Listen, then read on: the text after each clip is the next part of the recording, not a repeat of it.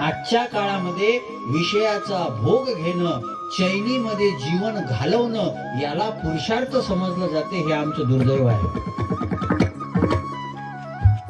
विषयाचा भोग घेणं, जे प्रमाण आता महाराज म्हणत होते, ख्यावे ख्याले ख्याले लावे बरे असावे हेची करी हाव.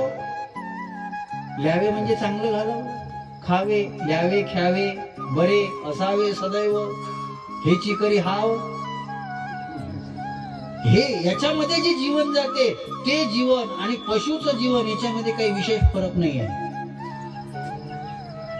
जीवनाला सार्थकता, जीवनाला अर्थ, तुमच्या अस्तित्वाची जाणीव तुम्हाला झाली पाहिजे.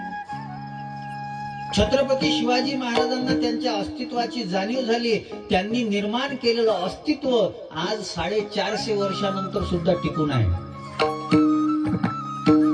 टिकून आहे. जगद्गुरु तुकाराम महाराजांना स्वतःच्या अस्तित्वाची जाणीव झाली.